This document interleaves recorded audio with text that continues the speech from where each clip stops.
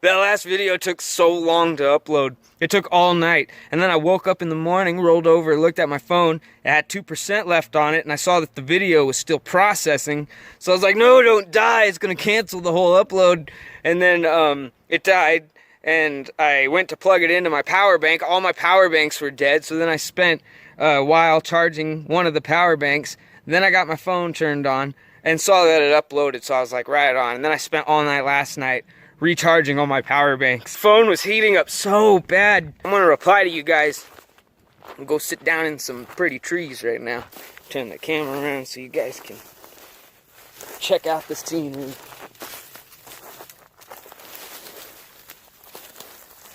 Now I imagine, oh, see this. This is a Sierra gooseberry, but it has no gooseberries on. There's some that grow around here that are just full of them, and then there's some that have none on them. Oh, what's in my beard? A sticker. This seems like a pretty place for replies, doesn't it? Johnny Appleseed, I'm stoked you like the channel, man, and I can't imagine getting a tick on the nuts. That's one of my greater fears, to say the least. Getting a tick on the nuts or on the asshole. And you know, I never started to get bit by ticks until I came out here. I used to always end up with some on me. I'd see one crawling on me, I'd knock it off. But this year, I actually, pulled them out of me. And nobody told me how bad those things hurt. I always thought that they were, I didn't know that they hurt as bad as they did. Maybe it was just the way I pulled them out. I didn't even pull them out the right way. I kind of panicked. I saw it in my armpit, and I was like, ah! And then I spent 2 days worrying about whether or not the head was stuck in me. It welted up. Oh man, it hurt.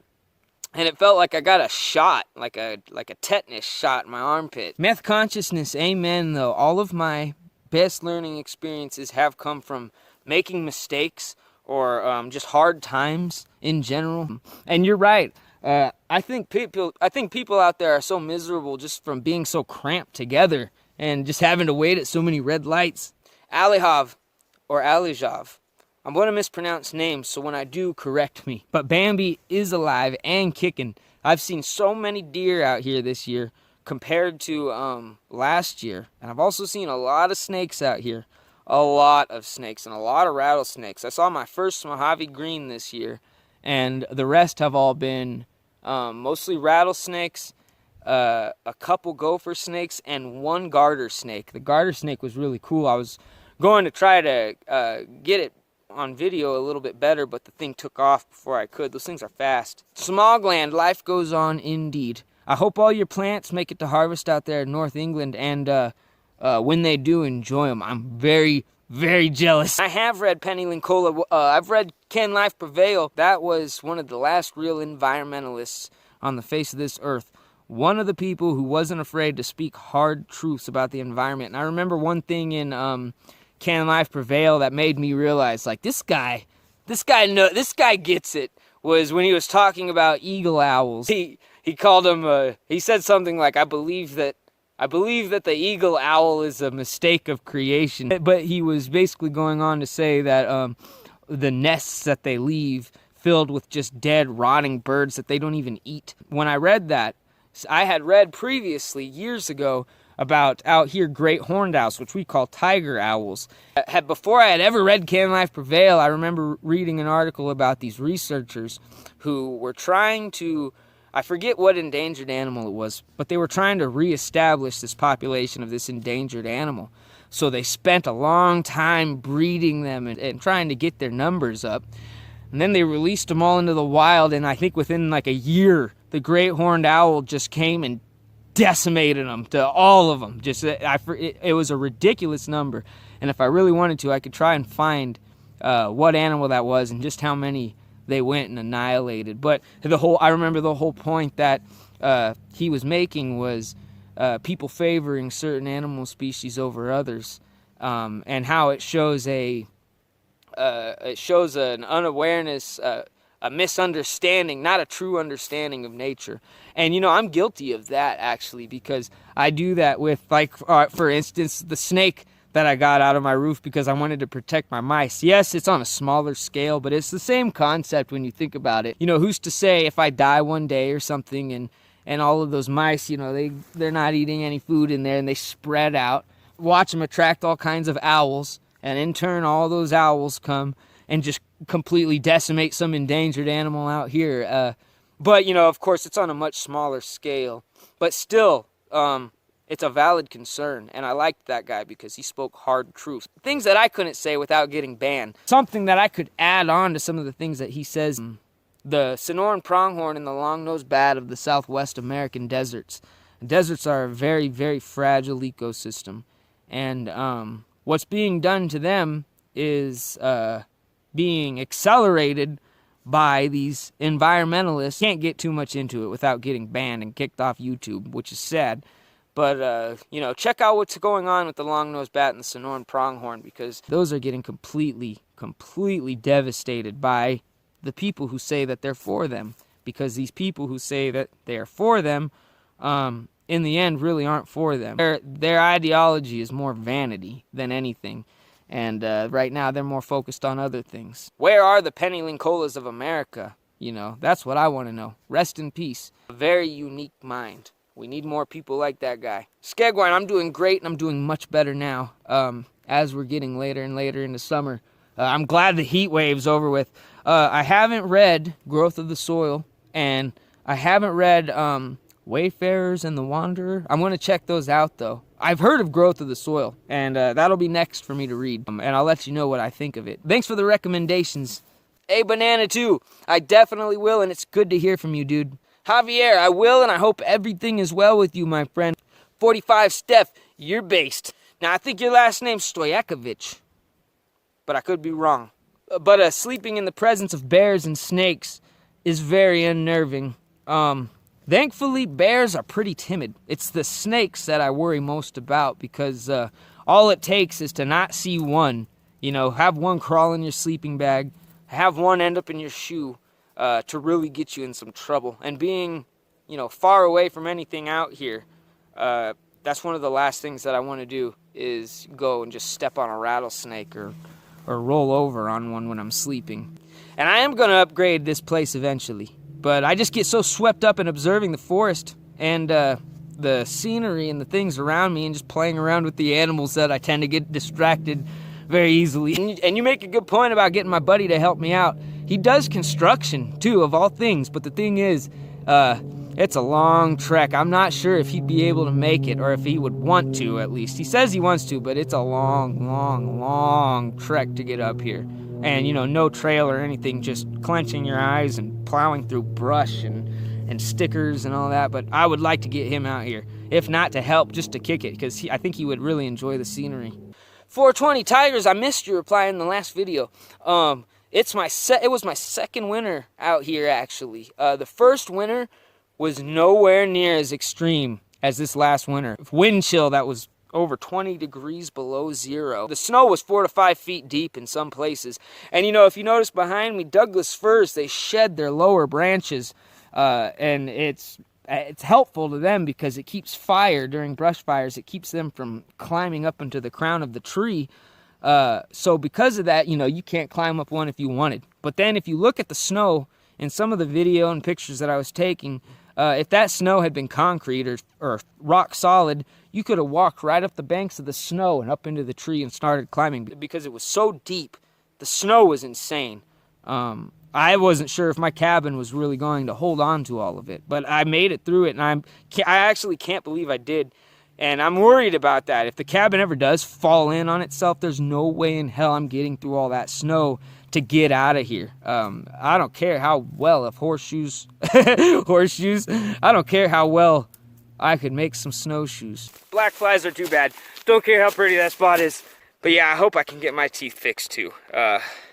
It's a shame that it's so expensive. But so far, I've done pretty good. I kind of hope they just all fall out on their own real fast. I have a piece of tooth left on this side that I wish would break. I'm missing 8 teeth in total. Picano, thanks, man. And that's a good idea to keep a clear path out of here next summer so that I'll be able to get out. And also to plant a bigger garden with a wider variety of plants so that I can see what exactly gets eaten, what doesn't, what grows better out here. I thought I did that. I thought I did that this year until the snow and the hail just came and blasted my garden. Oh my God. There's so many bugs right here. I had a lot growing at the beginning of this year. I had arugula, I had kale, I had radishes. Now, these were things that grew perfectly fine last year.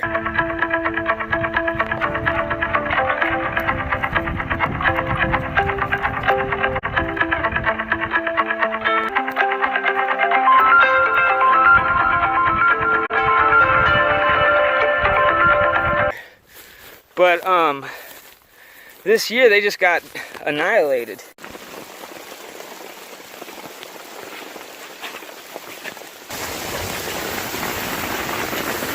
Ow. And then the corn, which didn't grow last year, grew perfectly fine this year. So it was just confusing to me. Everything was so mixed up. You're right. I'm going to do that next year. Too late now. But, and as far as keeping a clear path out of here, I'm thinking of maybe taking some big boulders and bending the willows a little bit, putting them on the willows so that way I don't have to actually cut the willows out. But at the same time, I don't want it to be too clear because I don't want people to find any of the trails. Not that even if they found some trail to get up here, there's no way they would be able to make it. Hang this up. Soft dye, you make an excellent point that people are venomous, but the people watching and the people commenting, you guys are a whole different breed of human. I appreciate every one of you guys. And you, dude, you speak English perfectly fine. You speak it better. You speak it better than I do. And English is my first and only language. But I hope you're having a good summer, man. I hope you're staying safe out there. And I hope everything's going well with you. BR, I have watched that channel, Primitive Technology. I remember when it was just one video, and it was that video of the hut. And then after a couple years, I went back and looked, and I saw they had all kinds. And that one of their videos that I specifically remember was they made some kind of a mill press, some kind of a hammer using some balance and some leverage, and a running stream, a waterfall, running on the end of it. And that's amazing. I'd like to pay I'd like to pay those guys in acorns to come make me some shit. They bored a hole through a big log that I remember. Samuel Ferreira, I'm glad you liked the journey, man. And likewise, I am excited and always stoked to meet people who enjoy the landscape as much as I do. Because, you know, I'm so thankful that I've been able to experience the things that I have in this landscape alone, and have been able to see so many different ones. And, you know, I'm always learning something from the landscape, and I'm always finding something new. You feel very insignificant in nature. You see just how unimportant you are. Vantine, I'm glad you like the area. It's pretty, huh? ECHX, you enjoy your camping trip, man. You be safe out there. Make sure to take lots of pictures. Just keep one eye out of the lens. Let me know how it goes, too. Let me know how it went. Let me know if you saw anything cool or saw anything different, or how your experience went. Let me know how your trip goes. Timo or Timo Brandt, correct me on that. I'll just call you Brandt for now. But you say you're going on a camping trip for a week and you want some tips. The only tips that I could give you are probably ones that you've already heard before, but you've heard them before because they're just that important. And if I could do anything, hopefully, I could at least just kind of refresh them in your memory. Some are just real common sense. And the most important thing that I could tell you that I always worry about out here is to pay close attention to your feet. Your feet are so... I can't stress enough how important your feet are. Your feet and your legs. You know, you roll an ankle or you hyperextend a knee. When you're far away from where you need to get to, or if you're far away from, you know, your food or your water or anything like that, And I'm fucking resting my feet. Oh my god, wait till you see them. Ow. Oh. You probably ow. You can't even see them. But they hurt so bad. Ow. What a shitty place to have your foot blow out.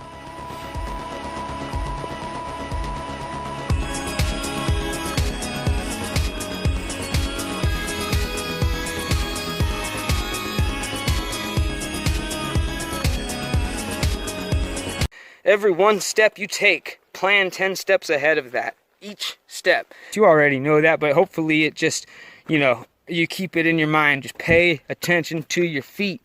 I'm not the type of guy who goes and takes advice from all kinds of television shows, but I remember Survivor Man. He said at one point, it's not the desert that'll kill you, it's the grain of sand in your shoe.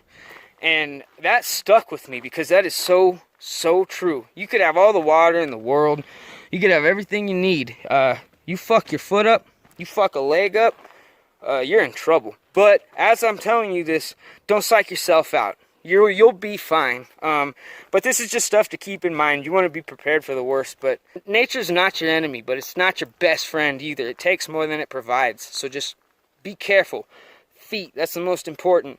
Next is water. These are just obvious ones. Just as important as water are things like sodium and potassium. These are, I don't have to tell you this, but these are what are responsible for bringing water to the cells in your body. If you're lacking in sodium and you're dehydrated and you start drinking, you could drink all the water in the world till you drown yourself and never quench your thirst. So just some snacks, man, and water's more important than food. Focus on water. Food is great too, obviously. You need the energy and everything. Water is number one most important. I'm going to say it again, don't psych yourself out, because that brings me to the next most important thing is to not panic and to always just, it's good to be nervous. Be so psyched out that it affects your reasoning. But you'll be fine, man. Just keep those things in mind. If you got any sweets on you,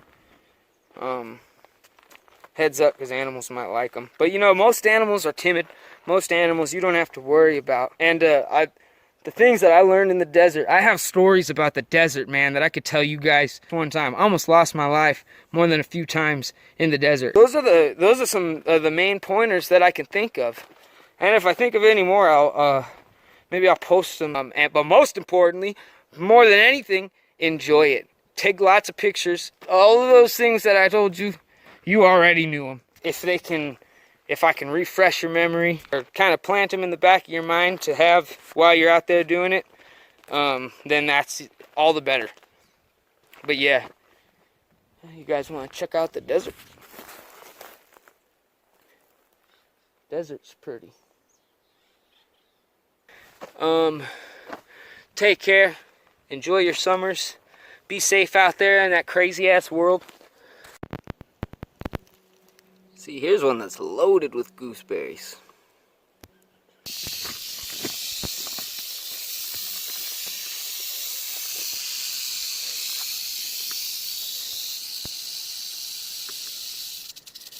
That thing is big.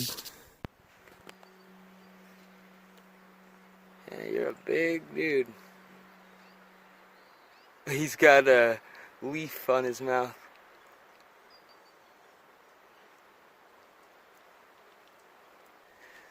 I don't want no beef with you, buddy. You have a good day.